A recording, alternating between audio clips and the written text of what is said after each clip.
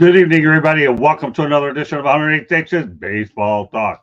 My name is Scott Morganroth, and yes, you see three of us, George and Mark. And I want to let everybody know before I make my casual introductions what we're going to be talking about tonight. Bryce Harper wants the MLB at the Olympics. San Diego Padres infielder Tucupita Marcano is a lot of trouble. Yeah, Tucupita. All right, there you go. I got the Marcano part right, though. Then again, it doesn't take a lot to do that. We're going to talk about interleague play, Mets and Phillies, or whatever else these two guys want to talk about. So with that said, we'll introduce it. George Eichhorn, welcome back here on Monday night. All right, good to be back, guys. Looking forward to 108 Stitches. And M Square, Mark Meriday is back. Hey, what's going on, y'all? Good to see everybody. It's been an amazing day. The weather's been shining, and my school year's almost over. I can taste sweet summer. It's just right in front of my face. Well, that sounds good. Well, guess what? We have a sweet show lined up tonight. So, excuse me, folks. With that said, Bryce Harper wants to be at the Olympics. Says the WBC is not the same. All right, George Eichhorn, what do you think? Well, this has always been an interesting scenario for all of the major sports.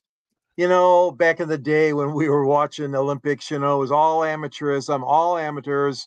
And then they started making a few exceptions, and we know what happened. The Dream Team, the NBA took over.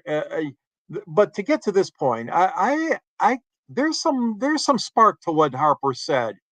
I'll tell you why. The United States, to field its best team, would have to use professionals. I mean, no offense to these college kids that are out there busting their behinds because they want to make the team, no question about it. But let's face the facts. I mean, the talent in the MLB is just phenomenal, over the top.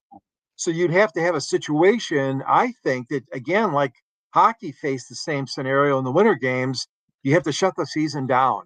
So if we're going to go to the Olympics, we're going to have to rearrange the schedule. That's where it gets dicey, guys, because they need those games. All owners need all those games, we all know, to pay the bills and to pay their high-priced ball players. So you're getting into a real difficult situation there. It wouldn't be fair to say, oh, I'm going to take 5 Dodgers from the team, but, I only need 1 Minnesota Twin or something like that. You can't do that and let the other team still play the regular season. That wouldn't work. So I understand where Bryce is coming from. I mean, you're in a situation now where, let's face it, there is no amateur versus pros anymore for the most part in the Olympics. I mean, I know in some of the minor sports there might be, but for this situation, that would be off the wall. I kind of agree with him. I mean, the World Baseball Classic, I can't relate to it much. As you guys know, I don't travel much, so I never see any games that are played in Southern California, Arizona, or Florida. So, I mean, yeah, on TV, but in person, it just doesn't cut it for me. And plus, it's in spring training where guys are loosening up, getting ready for the season. There's other reasons why I don't like it in the springtime, but I've talked too long, but I'd like to hear what you guys have to say, too. No, that's all right. You're thorough. Don't worry. I have my fair share, but I'm going to turn over to M Square. Hey, I'm not a fan of the World Baseball Classic either, George. I like the hype getting to the Olympics. And right now they're hyping up the ladies basketball team because Caitlin Clark didn't make it. The Olympic gymnasts, they just had their thing on a few weeks ago. So you see the bits and pieces of it getting you to Paris here in a couple of months. I think baseball would do outstanding. They have to rearrange the All-Star game the year that they will put the baseball players in there. Give the guys who aren't participating a nice little vacation there. And then, adjust from there. But I'd love to see baseball in the Olympics again with the pro players, just like they do with basketball. I just think it would be good for the sport, too. Baseball needs a shot in the arm, fellas. It's the only sport really without a solid cap in some capacity. Baseball's the only one. The one thing most people don't know, though, is in the past, you've had players that are not on the 40-man roster, pro players in the minor leagues on it. So it's not like there aren't any former major leaguers on it to go along with the college kids. So I just want to make sure we all set the record straight.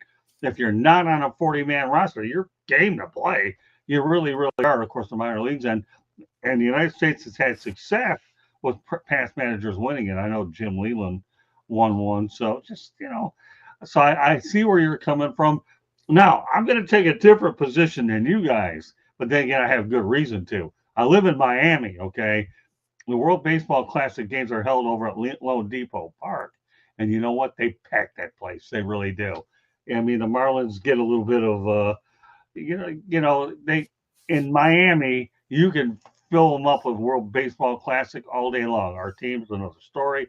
A lot of that's success driven, but I don't know. Now, don't get me wrong. The Olympics would be a great opportunity to do it. I was actually at Dodgers Stadium myself when they had it as a demonstration sport in 1984. So at Dodger Stadium, I happened to go ahead and see the Koreans play. It was pretty neat just watching the Koreans take on the U.S. over at Dodger Stadium. That was my only trip there. But I see both sides. I don't have a problem with the Olympics. But me personally, I happen to like the World Baseball Classic. I really, really do. So, but that's why we have different opinions. And those of you individuals in the chat room or on YouTube channels, respectively, feel free to give us your thoughts. Now, let's go ahead and talk about the San Diego Padres infielder Tucupita Marcano. I don't know if I'm doing better with that. I'm gonna get you. I'm gonna help you out here because he used to be a Pirate. Tucupita Marcano. Good enough for me. Okay, has been issued a lifetime ban for violating MLB sports betting rules and policies. The league announced. So, all right, well, Mr. Pittsburgh guy, you can go ahead and lead off with this one. So how damn dumb is this guy when he's betting? He's on the DL, okay, or whatever they call it now, the injured list. Right. He's on the injured list. Why not bet against Pittsburgh every game while you're betting? You're bound to win at least 50% or more. But no, he didn't win any of those 24 bets he placed. Here's the bottom line with that. Okay, at the same time, this guy gets busted and like 5 other people get busted. They come out with the little blurb about they've concluded their investigation of Shohei Ohtani, and he's completely exonerated from anything that's gone on here. And nobody, yeah. And I'm thinking to myself, wait a minute, this is just garbage. Okay, neither one of you gentlemen or anybody else is going to convince me that much money is going to be taken out of somebody's bank account. I don't care how much they're making, that much money without it being recognized that it's gone. Nor can you convince me that he was not part of that. I just don't buy into it. I don't care. I just believe that Ohtani had something to do with it. And at some point it's going to come out. He's too much of a cash cow right now for Major League Baseball. That's why they let it go. But it's easy to point the finger at Marcano. They caught him like that, and he's got his lifetime ban. Okay, George. That's an interesting perspective, Mark. I appreciate that because I kind of agree with you on the Ohtani thing because, yeah, it seems like, boy, that investigation was pretty quick. You know what I mean? I mean, they wrapped that up pretty good, like tied it up like a package, like you tie a ribbon around a Christmas present. Yep. And oh man, oh no, he didn't know anything about it. This guy did it all. Oh, come on. I know exactly what you're talking about there, Mark. And but this kid, yeah, now we're talking about a guy that's struggling to even be in the big leagues and to go out and do something like that. And he knows the policies. And we had a situation like that in Detroit with the football team. 4 or 5 guys started doing a little bit of gambling. And we know that Roger Goodell came down on those guys and still other teams as well he has. But baseball, I mean, one thing I'll say is when you start getting involved in this stuff, it's like you said, though, it's got to be fair. You got to look at the whole situation. I'm not going to infer that this was part of the Ohtani stuff, but who knows? Might not never know. But the situation is still in the players' hands. You should know the rules. You should not violate those rules. My God, there's a living, look, Pete Rose, banned for life. I mean, everybody in the country that's a sports fan knows that story, but, and here we hear it again. It's 2023, 24 rather, excuse me. And now we're seeing this happen again to a kid that's really like struggling to make it, in the big leagues. But yeah, I don't know. There could be more there could be more more details to come on this, because it might go beyond just him. All right. Well, all right, George, you took the words out of my mouth about Pete Rose. Okay. Okay. So all I can tell you about this guy is he better learn about Pete Rose. And if he knows what Google is, whatever language he speaks, okay, Google up Pete Rose. And with Pete Rose, you're going to find the late Commissioner Bart Giamatti, who went out there and sent Rose packing for good. So, yeah, you can't bet on your own team. You really can't. I know that some of these other players are only getting penalized for a year if they're not betting on their own team, but gambling is a no. Really? I mean, here's a guy, to me, who knows what could have been, but now we know that the only way he's going to be playing ball isn't going to be an MLB. You could go to the Korean League, go to Japan, Mexico, or wherever, because he's not going to be playing in Major League ballparks. So with that said, Candy, why don't you go out there and let everybody give us some information? All right. This station identification is brought to you by the South Florida Tribune Publishing Company, which published a book. And yes, the author is Scott Morganroth. Lessons from the Microphone, tuning into the enduring wisdom of visionary leaders. It is available on Amazon, Kindle, Barnes & Noble, Apple and Google Books. Audio book to come out later. Watch for details. And George Eichhorn wrote the foreword. If you like to listen to podcasts, you can get this podcast wherever you get your podcast. iHeartRadio, Google, Apple, Cashbox, Deezer, you name it, we're there. Monday nights is 108 Stitches Baseball Talk. Tuesday nights is Inside the Pigskin. Wednesday nights is Sports Exchange. You just never know what sport we're going to be talking about. Anything from cornhole to NHL to MLB to NBA. You name it, it's on there. Thursday night, we're revamping that night. Watch for more details.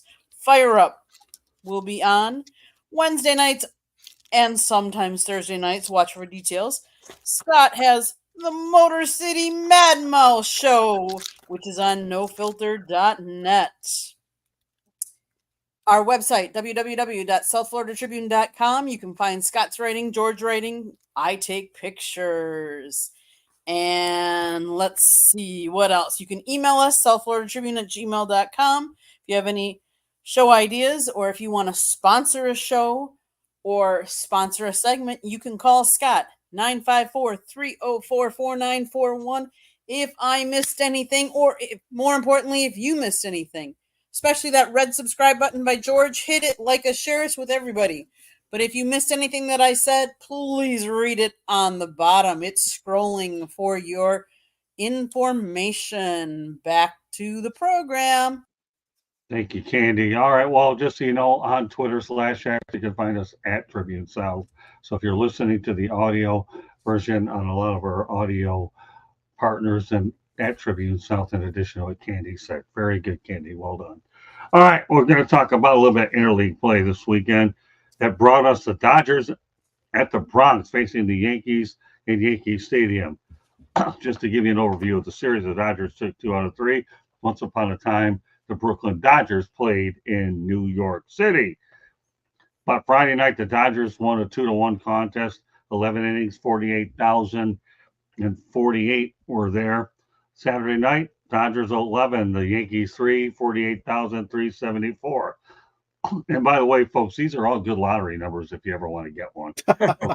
I mean, because they're the ones that aren't even thought. Okay, and then finally on Sunday night, Yankees 6-4, 48,023. So I see a recurring theme: 48,000. The other 3 numbers, you got 3 digits, you got 4 digits, you got 5 digits.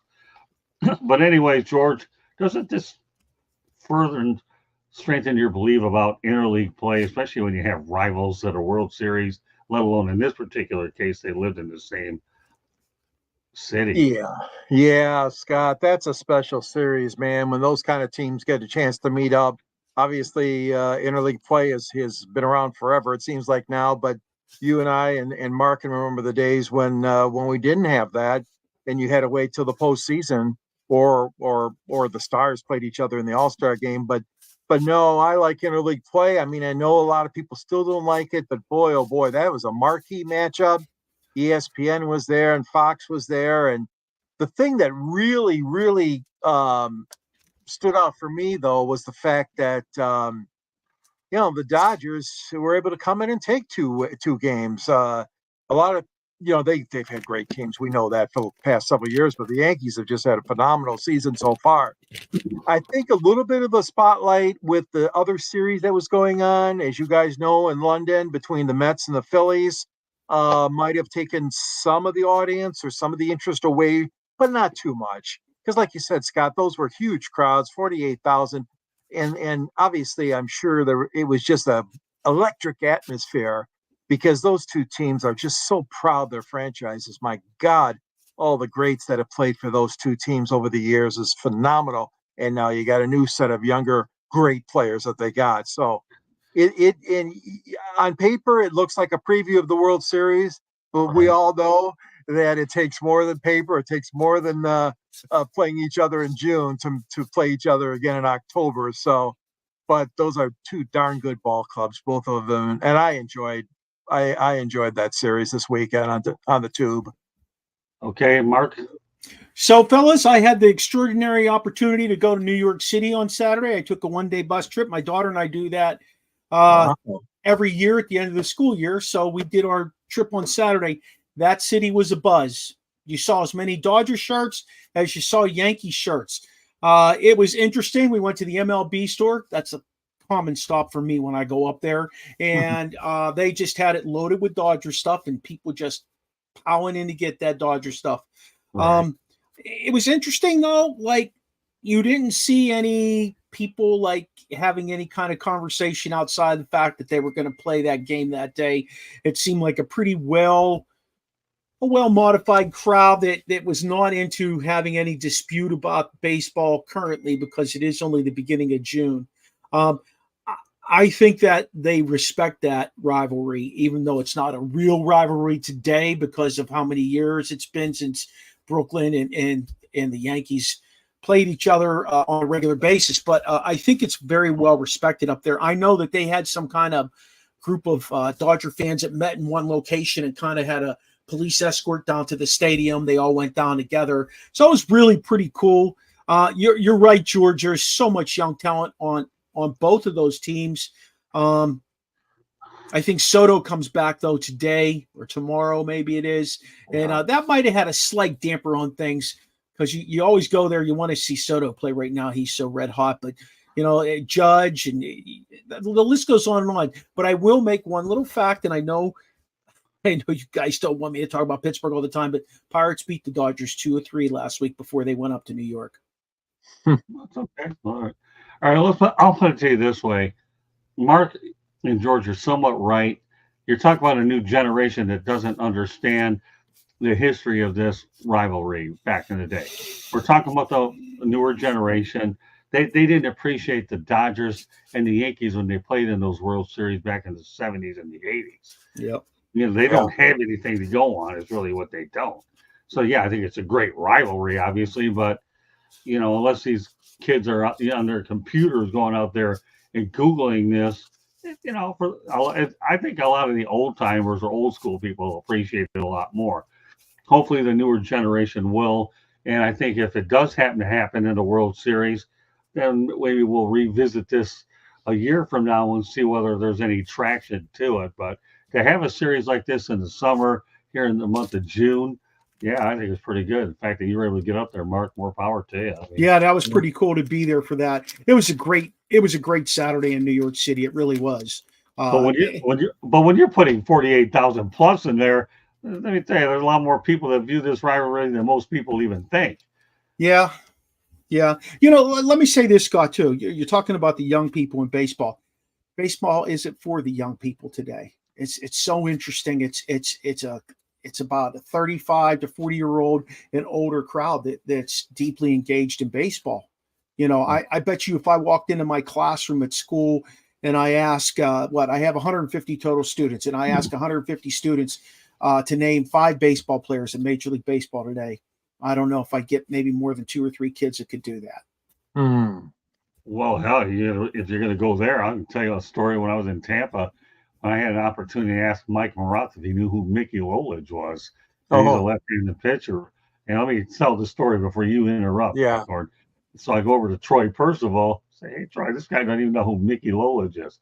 So he says, "What?" I mean, Troy is a nice guy. I spent time with him on the bench at the dugout. He said, "Frothy, come over here. You mean to tell me you don't know who Mickey Lolich is? And this guy's wearing his number, left-hander or whatever." And Troy Percival went out there and gave Maroth a little bit of a history lesson. And the problem is a lot of today's younger players don't know the history of the game. Some of them do, but many of them don't. So It's interesting because it's so much more readily available. All professional sports are so much more readily available. You can watch any team, anywhere, anytime. right. But I feel like the younger generation doesn't watch sports. They've got all that other crap that That's true. they're so much interested in, and YouTube and all that other stuff. Oh, yeah. They don't have that interest in sports. There's not that passion like it was for years and years. Yeah, No, yeah. and then of course the streaming services. There's so many Yeah. options out there for entertainment, especially the young people. But piggybacking on that comment, Mark and Scott, that's why these teams are and leagues are going after Apple and different streaming services, Amazon, whatever.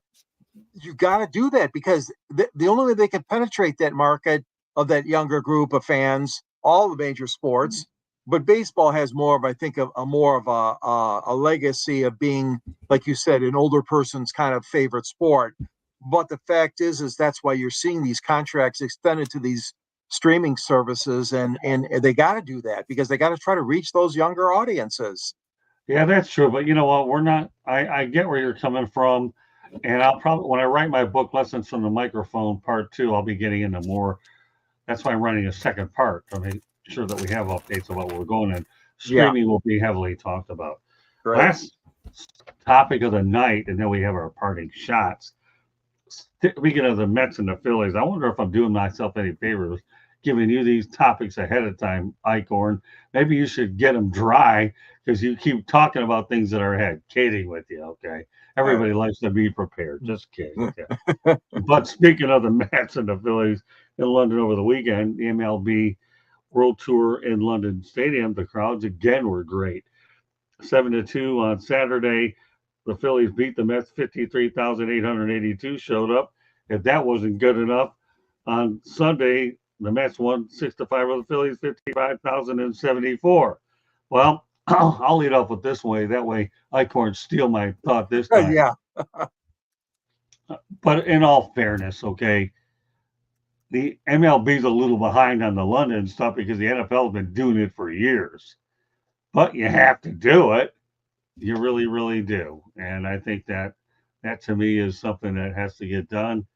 And just an updated score in hockey, the Edmonton Oilers are leading the Florida Panthers 1-0. So, I felt like the Penguins and the Panthers are going to go 7. I really believe that. But staying with my thought on this, the NFL's been in London a long time. Now it's MLB. If they're going to be able to expand, to go out there and reach that audience, I could see it. So I'm really intrigued by the London series, and I think they're definitely on to something as well. So that goal that Edmonton ended up getting was while the Florida Panthers were on a power play. So, even though hockey is not our primary conversation tonight, we still feel we have an obligation to get those updates on to you. But once again, London's a great hit. I'll be curious to see where MLB is going to go with other series as they take them internationally. But those numbers don't lie. People in the United Kingdom love American sports. That's why the NFL and MLB are there. And, and I know that and the NBA is doing some stuff, and we all know the NHL is a global sport anyway. So with that said, Mark, what are your thoughts of the Mets and the Phillies? Well, it's interesting because I had mentioned this earlier today in my show, and I have a guy who comes on and he interacts on the show. His name is Michael Watt. He's from Great Britain. He actually is from Leeds, and he was talking about how excited people were over there to get Major League Baseball over there. For the first time in 20 years, they could actually get some baseball over there, watch it on TV over there and everything. He said he has no problem getting NFL or NBA. He said, but to get baseball over there and be able to watch it, Major League Baseball, was a thrill for the people over there.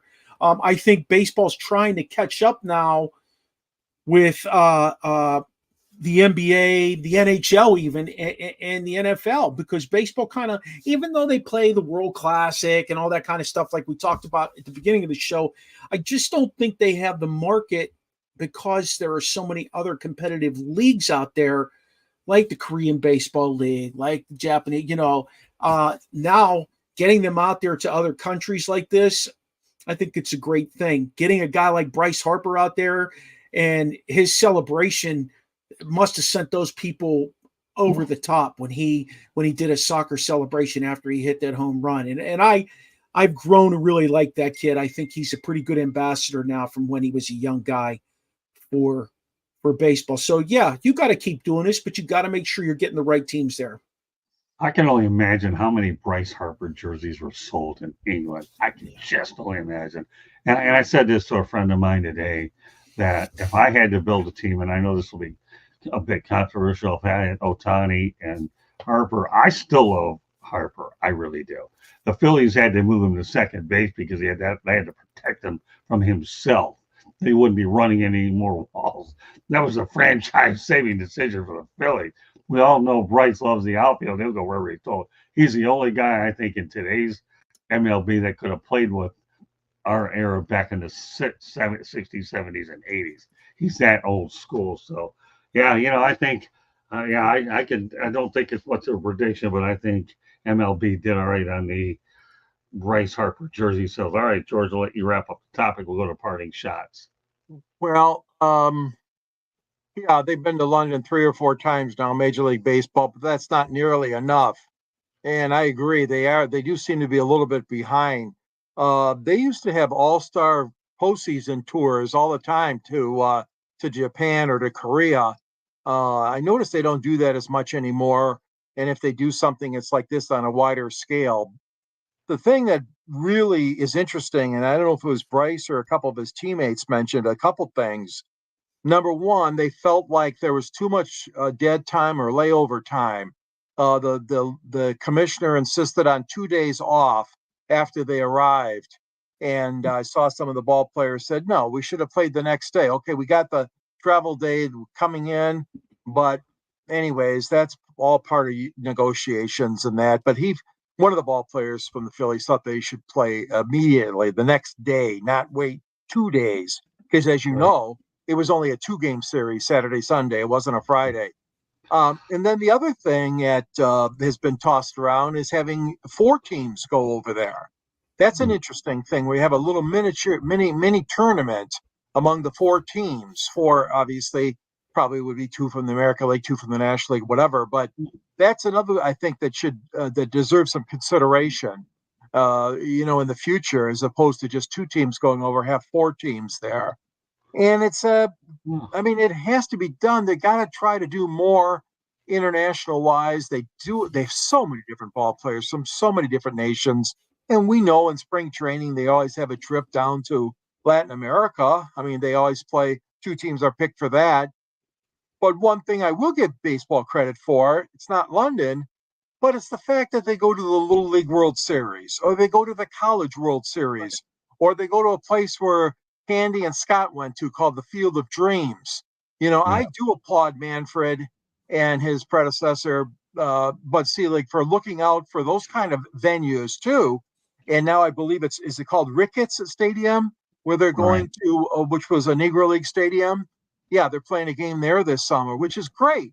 I'm glad that they're going to some of these parks that normally would never ever see Major League Baseball. So, it's a good and it's a bad situation for me. I mean, not bad that they only went to London for 2 games, but I do applaud them though for going to some of these other sites. But yeah, I mean, guys, you got to do the international thing. You got to have at least a couple of those trips every year. Listen, unless you've been across a big pond, which I haven't, but hopefully one of these days I will, I'll watch ad too. Let these players do a little sightseeing and get out with the fans and market the game either. I don't care about the 3rd game. I'd rather they be out on the street signing autographs than doing the international thing and hyping the sport a little. I don't know how much promotion went into that series, I know there was talks that there wasn't as much promotion on either side with this one, so it is imperative you get the right teams there.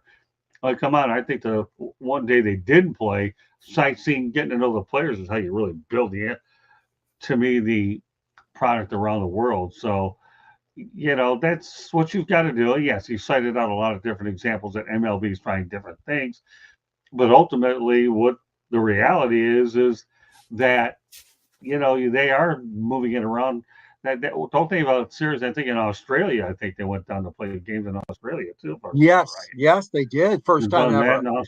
in right, and they have two regular season games in spring training, as I've seen in recent years. So, but I'm not going to get into the gist there. I just want to stay on point with the MLB in London. And yeah, George, I can see where you're coming from, having four teams there and spreading it out a little bit longer. What's the difference? I mean, but we'll see how it all plays out. I know it's still relatively new compared to most, but I'm going to backtrack on what I said. That's why the World Baseball Classic to me is something that I really like, because you're getting a lot of these rivalries in a smaller condensed area, and a lot of these guys are really having a chance to play. It's a lot more heated than you think. George, you've never been to Lone Depot Park, and I've been there when it has been pretty close to sold out. Of course, it doesn't hurt that the New York Yankees were in town either, but Yeah. that place can get pretty loud when you get people there. And I know the World Baseball Classic at Lone Depot Park, to me, can get loud when it has to be. All right, great job, guys. So we're going to do now. We're going to go to party shots, and since we're going to lead off with George Eichhorn this time. Well, thank you. Well, this is a salute. Okay. Incredible story in college sports. Congratulations to Oklahoma. I'm just going to read a little bit of this. I'm sure most fans have probably heard this, but Oklahoma captured an unprecedented fourth consecutive Women's College World Series championship at Devon Park on Thursday night. Sooners coach is named Patty Gasso. She sat behind a table in the team room adjacent to Heinz Field and contemplated five of the most important players in her program's history. These five young ladies, outfielder, infielder, outfielder, a pitcher, two pitchers, and she saluted all of them. And what a classy act. I mean, first of all, this is a phenomenal accomplishment for a team like that to be able to go and win four titles. And that group of ladies that she coached, just fantastic. I mean, hats off to Oklahoma. I mean, let's face it, most of us know Oklahoma for football, and rarely I've heard of them in basketball, NCAA, but this is a great story. I mean, these girls and ladies went out and won four straight times, led by their great coach. So all I wanted to do in my parting shot is to salute them, to salute their fans, and that's quite an achievement. And all of America will be watching. I'm sure they'll get their invitation to the White House, as these teams do, to shake hands with the president. But that being said, again, congratulations to the Lady Sooners. All right, let's go to the chat room real quick. Puffin Penguin. Yeah, obviously the Panthers are down 1-0. Thanks for your update. We appreciate it. More importantly, Puffin Penguin, we appreciate you just being here on the show. Thank you very much. And if you would kindly subscribe to the South Florida Tribune YouTube channel, for which Mark Maraday of Players once and definitely going to be twice at some point, that would be greatly appreciated. All right, with that said, I'll transition over to Mark Maraday to give me your parting shot, please. Well, I'm looking forward to the College Baseball World Series, George. There's a lot of great players that we're seeing out there today. LSU, the defending champ, got knocked out, and they're a heck of a team, but they're a young team. There are some great teams out there. Today, NC State's beating Georgia today, 5-2, and NC State's a 10th-ranked team, and Georgia's the 7th-ranked team.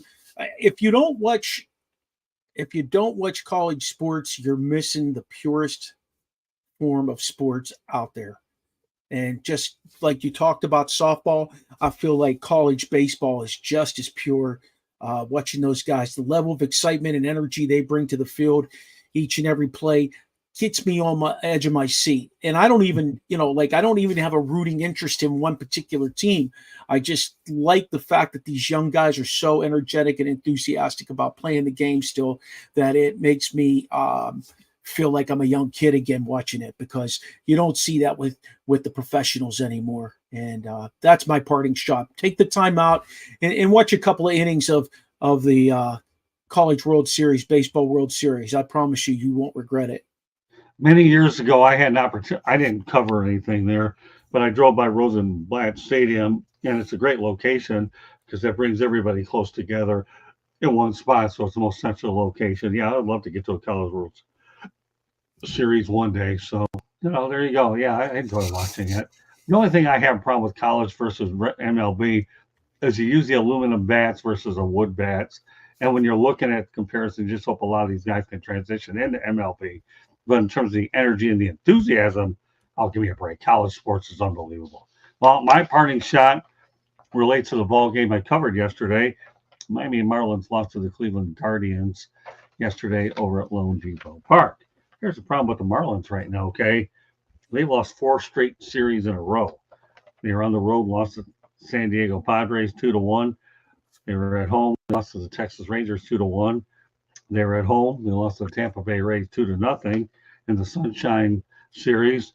And at home, they lost to the Cleveland Guardians. That was a 2-1 series as well. The Marlins are going to be on the road the next 2 series, and they're going to play, you guessed it, the New York Mets and at the Washington Nationals. Now, it's pretty hard, okay, to go ahead and win games when Jazz Chisholm is hitting 249, albeit he hit a home run last night. He got his 9th in the year. Kneecap City, is this a Detroit show? We do tend to go ahead and talk about Detroit topics from time to time, but it's more like a national show where we do incorporate Detroit. So thanks a lot for joining us. We appreciate seeing it here from you. But Jazz Chisholm's hitting 249. Ryan Dela Cruz hitting 248. Josh Bell, heard of him, George, hitting 256, 7 home runs, 31 RBI. Jake Berger, never heard of him? Okay. You've got him hitting 223. He hit a home run yesterday, so he brings his total up to 5, 21 ribbies. Jesus Sanchez, 244. Hit 4 home runs, 23 ribbies. Okay. Xavier Edwards is a young player, okay, who to me, again, the Marlins are using a lot of young players. Then you have Nick Gordon in there with 6 home runs, 21 RBI. But my favorite is Dane Myers, because I wrote a story on him recently when I was back at Comerica Park. You could be hearing more about him. And so you've got Nick Gordon hitting 231, and Xavier Edwards was hitting 167. Boy, I'll tell you, these batting averages are high, aren't they? And we'll go down the lineup a little bit more. You got Vidal Brujan, 256, just got called up. And last but not least, the catching position isn't doing any favors in Miami. Okay, at 172 with 2 home runs, 10 RBI. Do we talk football here? Every now and then, Kneecap said we do talk it. If somebody wants to deviate from their parting shots of baseball, we'll bring it in. We talked hockey last week, so we had no problem with that as well. So, but if Kneecap City, if you haven't subscribed to our YouTube channel, feel free to subscribe to the South Florida Tribune YouTube channel. Your pitcher was Trevor Rogers, who got a no decision yesterday. I call him Tough Luck Trevor. How on earth are you going to go out there and win games with those kinds of batting averages? I'm trying to think. I don't even think we had anybody on that group that was over 260. That's bad. And just so you know, Kneecap City, our parting shot is what everybody gets a chance to go ahead and say what's on their mind at the end of the show. It's like their own particular topic. All right, Mark, what do you think? You don't have anybody over 260. I have a feeling Berger and Bell will be traded by the deadline. I don't know about Jazz Chisholm, but this team can't swing the bat. They've had tough luck on pitching with Sandy Alcantara being out for the other Cy Young Award winner. But the Marlins need to, we're going to find out soon enough if they're going to go out there and be sellers, which I have a feeling we will. The only guy I really feel sorry for is Skip Schumacher, who took his team to the playoffs a year ago, and all of a sudden the team is really taking a slide. So hope the Marlins can get it together, but I have a feeling that there'll be another there'll be sellers at the trade deadline. Any of you two want to comment on this one? It's hard for me to comment on this because I see it happen in another location with almost the identical batting averages. Yeah, almost the identical. The only difference between the two is the other location has some really good pitching at the top of the rotation, number 1, 2, and 3. Right. It's tough sledding. And What about I you, and George? I can relate to that too, guys. I mean, here in Detroit, I mean, we've got a similar situation, and we got guys that are really struggling to put 2 good games, 3 good games together, and the Tigers are in a situation very similar to what you described, Scott. They got batters that are not pulling their weight, so to speak, and it's costly. It just seems like, I don't know, pitching is really on a roll this year, dominating more, I think, than I've seen in recent years in Major League Baseball.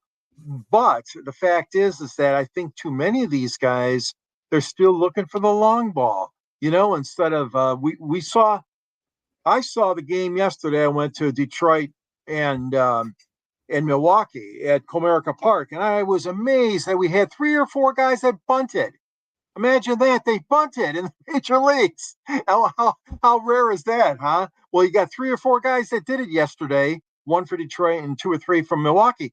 I'm just saying that, there are so many ways you can try to become successful as a hitter, but most of them, I think they rely too much on the long ball.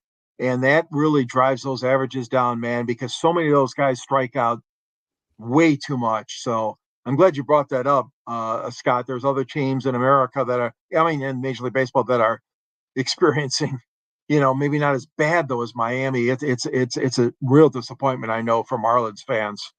Well, those averages are low. And by the way, Kneecap City, George Eichhorn is your Detroit correspondent. So every opportunity he gets for Detroit comment, he does put in there. I don't mind there because I'm actually from Metro Detroit as well. I just try to keep the show balanced with a lot of different topics around the country. And then, sure, if one presents itself, we will do that. So, here, this is 186 Baseball Talk. My name is Scott Morgan, Rough Motor City Animal. Please be joined by George Eichhorn and Mark the Barber Meriday. So, with that said, Candy, why don't you come on here and let everybody know how they can get a hold of us? Kneecap City, I want to tell you that if you subscribe to us on Tuesday nights, we talk football inside the pigskin, dedicated just to football talk. But Monday nights, we talk baseball. Tuesday nights, football. Wednesday night, Sports Exchange, we talk all the different sports. Thursday nights is Fire Up. We talk all sports too there. If you like to listen to a podcast, you can listen to us wherever you get your podcasts: Apple, Google, iHeartRadio, Castbox, Deezer, Geo7, you name it. We're where you get your podcasts. We have a website, www.southfloridatribune.com, where you can see Scott's writing, George's writing, my pictures, and you can get transcripts of the Detroit Lions, the Jacksonville Jaguars, and the Miami Dolphins. We also get stuff from Inter Miami, the Miami Marlins. We also get stuff from some of the local colleges, whether it be the Miami Hurricanes, USF, FAU, or the Gators. This show tonight is being sponsored by South Florida Tribune Publishing Company, which published its first book last year. It's called Lessons from the Microphone, Tuning into the Enduring Wisdom of Visionary Leaders, and it was written by none other than the Scott Morgan, Motor City Mad Mouth Morganroth, and that's a mouthful. And the foreword is written by George Eichhorn. It is available on Amazon, Google, Barnes & Noble, Apple, or Kindle. We are working on the audio version you can hear more about it. We also have a store where you can purchase some South Florida Tribune or Motor City Madmouth merchandise. It is on www.southfloridatribune.com, our website. If you'd like to be one of the sponsors of the show or advertise, you can call Scott 954-304-4941. Twitter at Tribune South. And what we do ask that you do regular, if you're going to be one of our subscribers, that you subscribe to those of the panelists that are on the show. Mark's got his own show.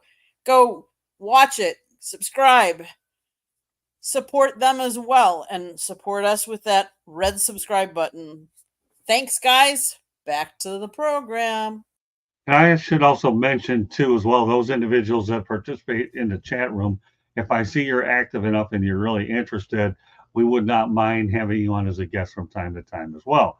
So that'll give you more motivation not only to subscribe to our channel, but if you participate and you give us your contact information, excuse me, then we'd be more than happy to join this as well. So with that said, George Eichhorn, let everybody know how they can get a hold of you. All right. As Candy mentioned, I write for the South Florida Tribune under the Motor City Tribune banner. And at the end of my column there's a link to the book that I wrote, which was several years back, but it's still a great little book called Detroit Sports Broadcasters on the Air. Thank you for the photo of that right in the corner there. And you can buy that at Amazon or Barnes & Noble as well. Find me at LinkedIn. You find me at Twitter at SandGSports99. You can always email me at gicorn@yahoo.com. And I'm very proud to be part of these shows, especially the 108 Stitches and the Sports Exchange. And then Scott and I have been together on tackling sports for well over 40 years now. So it's a great avenue. The shows that Scott and Candy and Mark, all you guys that are putting these shows together, I applaud you. Great work behind the scenes. Okay, I also want to reach out to I Love Dusty and Braden. What's up, Scott? What's up? I'm glad to see you in the chat room, Dusty. Thanks a lot for joining us. So, and we look forward to seeing you on every opportunity situation present. Okay, M Square, let them know how they can reach you. Okay, no problem. Hey, you can reach us on every social media platform you can think of. We're either OSP with MM or Original Sports Podcast with Mark Maraday or Original Sports Podcast. You can also check out our webpage, podpage.com/Original Sports Podcast with Mark Maraday. We are on Tuesday nights on Roku from 9 to 10 doing the Original Sports Podcast show. We normally have our show on Tuesday nights live everywhere you can watch a podcast. Usually from 7:05 to about 8:15 on Facebook, YouTube, Twitch, you name it, we're there. And we drop our audio and our upgraded video on Thursdays. So we'd love for you to subscribe to us, join us every week, chat in with us. It's been a fun run so far. And by the way, Dusty, just so you know, I'll be watching it after the conclusion of the show, so it'll be pretty interesting. So, but that said, I want to thank George and Mark for being on. We will be adding more and more new faces as we come along to obviously get different opinions. I'm always searching for new talent to try to make every show better. More opinions, the merrier. But obviously, we are the three, and we enjoy coming. We enjoy seeing you folks every Monday night here on the South Florida Tribune YouTube channel as well. So on behalf of George Eichhorn, Mark Maraday, my name is Scott Morgan, Roth the Motor City Madmouth, thanking you for joining us in this edition of 108 Stitches Baseball Talk. And we look forward to seeing you next Monday night. And once again, a special shout out in the chat room as we thank you very much for your participation, your comments, because you know what, we're not here just to talk to ourselves. We like that participation in the chat room, and that's what it's all about. So once again, good night, everybody. We'll see you next Monday. Go Panthers.